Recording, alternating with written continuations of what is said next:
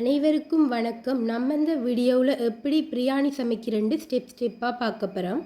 வாங்க வீடியோவுக்குள்ளே போகலாம். முதலாவதாக பாத்திரம் ஒன்று எடுத்து அதை நல்லா ஹீட் பண்ணிய பிறகு அதில் எண்ணெய் ஊற்றி அதுக்கு பிறகு வெங்காயத்தை போட்டு அதை மிக்ஸ் பண்ணணும்.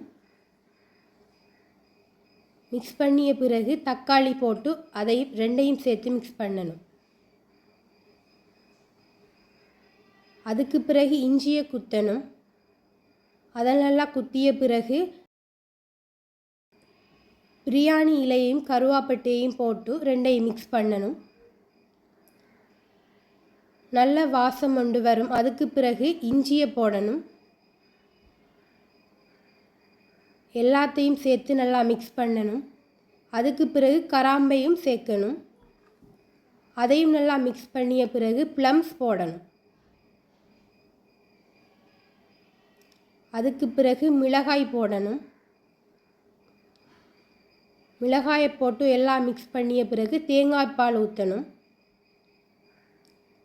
அதுக்கு பிறகு நம்ம இலக வச்சிருக்கிற அரிசை போடணும். அதை நல்லா மிக்ஸ் பண்ணிய பிறகு அரை மணித்தியாலம் ரைஸ் குக்கரில் வைக்கணும். வச்சு எடுத்த பிறகு லீக்ஸ் தூவணும்.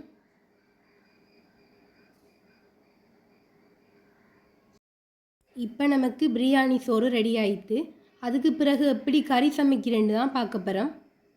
ஒரு பாத்திரத்தை எடுத்து அதில் வெங்காயம், பெருஞ்சீரகம், சிறுஞ்சீரகம் எல்லாம் போட்டு மிக்ஸ் பண்ணணும்.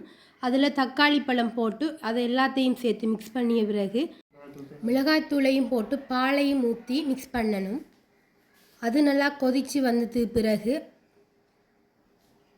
நம்ம அவிச்சு வச்ச இறைச்சியை போட்டு மிக்ஸ் பண்ணணும்.